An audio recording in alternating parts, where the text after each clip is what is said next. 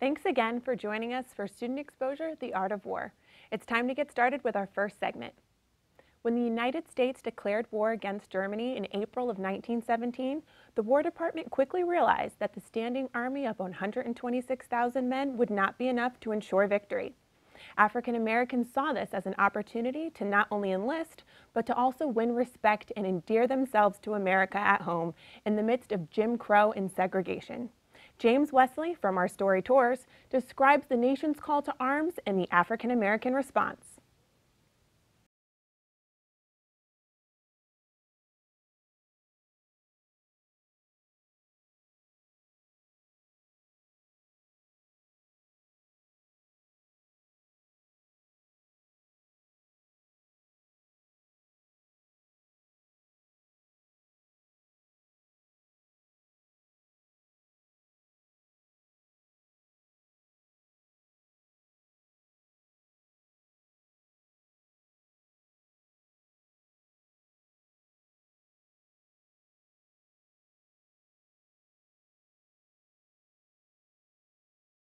At the time, the United States needed more men.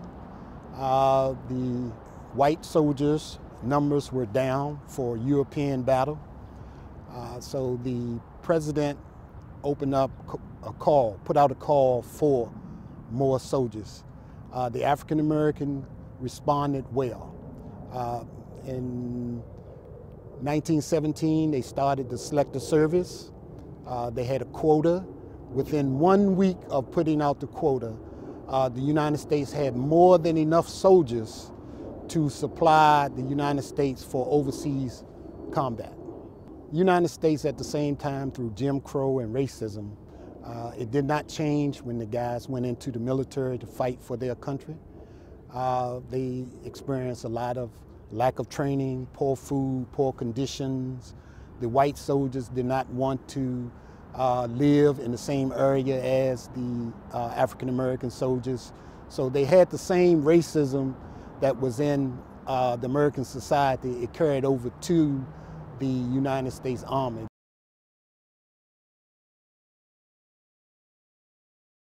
They jumped at the opportunity to fight and defend their country.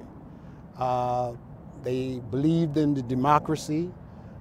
They wanted to prove to society that they were loyal, serious Americans, and they gave up all their development activities at home to participate and go right into the military.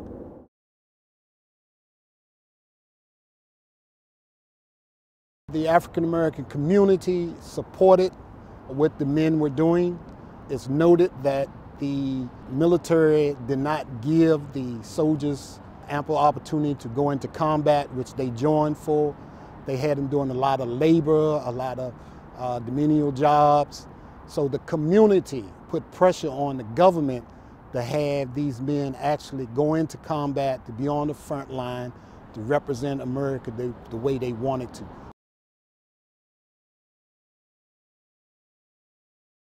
The French commanders, the French soldiers, they were taking a beating, and the arrival of the African American soldiers, it boosted their morale. They loved them. They opened the door for them.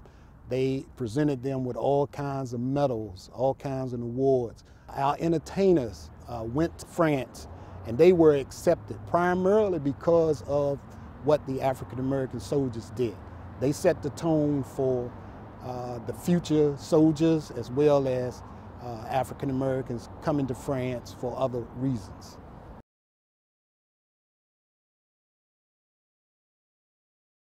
The Harlem Hellfighters was the unit, the 369th, all African Americans fighting alongside of the French.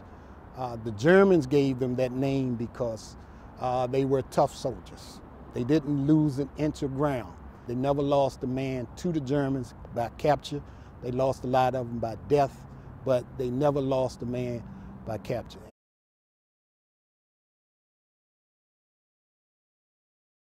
Henry Johnson and Needham Roberts were two soldiers of the Harlem Hellfighters. They are highlighted because they were on sentry duty one night about 2 a.m. About 20 Germans tried to infiltrate their area, and they started a fight. These two men defended the soldiers that they were protecting. Needham Roberts was injured. He got shot, he couldn't move, but Henry Johnson fought on. He's throwing grenades, shooting, he ran out of ammunition. He used his rifle as a club. He started beating them. His rifle fell apart. He had a bolo knife. He pulled that out, and by the time he finished what Germans were left, they spent a lot of time trying to get out of there because he was a tremendous soldier. He gave up a whole lot that night defending his honor. And at the same time, the unit was able to go capture an ammunition depot because of his effort.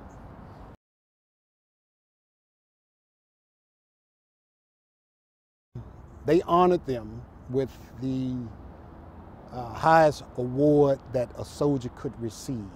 The unit they were in, there were over 171 men of the 369th who received the highest award that the French could present.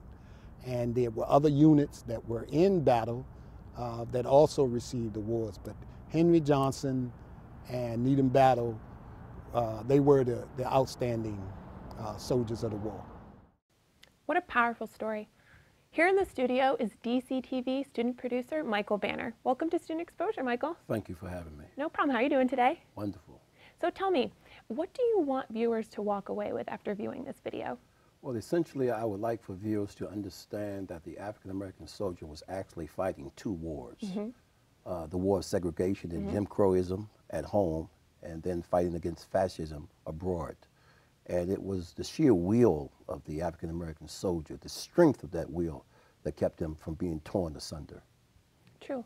And so how did African-American soldiers respond to the actions of the U.S. government?